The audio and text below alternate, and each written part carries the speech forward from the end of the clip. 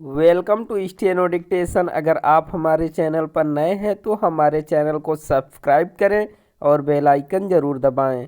Dictation 5 second बाद शुरू होगा। स्टार्ट। यह संतोषजनक है कि सभी राज्यों और केंद्र शासित प्रदेशों में हेल्पलाइन नंबर 1930 के संचालन के बाद इसका आकलन करने में आसानी हो रही है कि किस तरह से साइबर अपराधों को अंजाम दिया जा रहा है।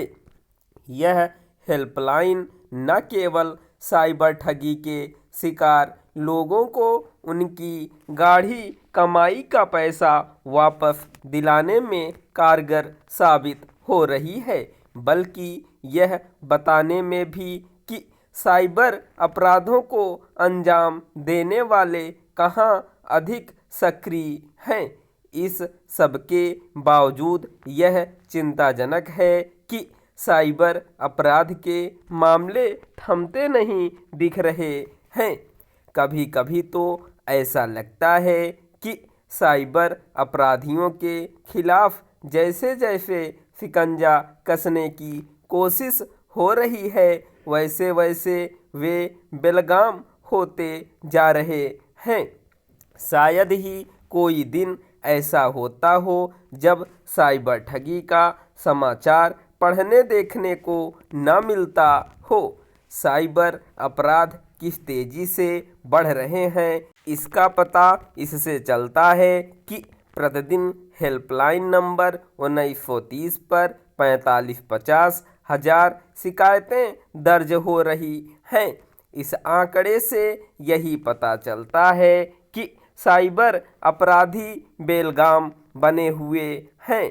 कभी वे मोबाइल फ़ोन करके लोगों से उनकी निजी जानकारियां हासिल करने के बाद उन्हें ठगते हैं, तो कभी कोई लालच देकर साइबर अपराधी लोगों को ठगने के लिए नए नए तरीके अपनाते रहते हैं।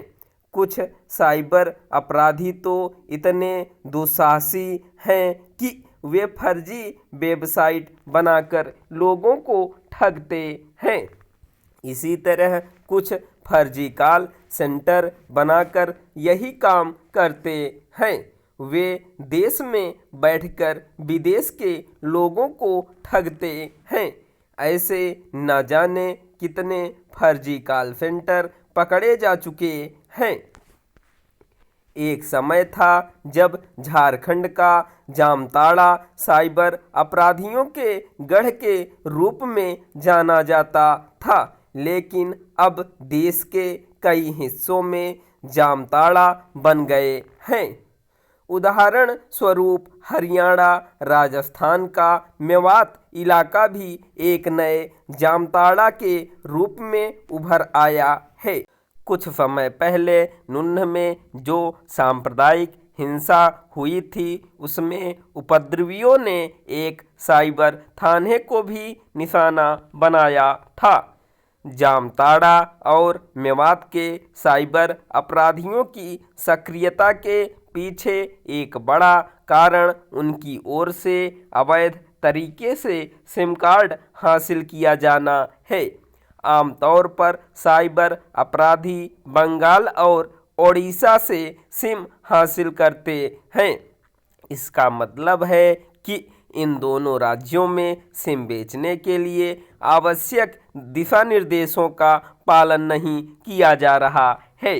दूरसंचार विभाग को देखना होगा कि इन राज्यों में सिम बेचने के मामले में उसके निर्देशों का पालन क्यों नहीं किया जा रहा है, क्योंकि यह मानने के अच्छे भले कारण हैं कि कुछ सिम बेचने वाले भी साइबर अपराधियों से मिले होते हैं, इसलिए उन्हें भी दंड का भागीदार बनाना आवश्यक है। इसके साथ ही आम लोगों को सचेत करना भी जरूरी है, क्योंकि कई लोग अपनी अज्ञानता के चलते साइबर अपराधियों का शिकार बनते हैं। निःसंदेह यह भी देखना होगा कि साइबर अपराधी बेखौफ क्यों हैं। स्टॉप।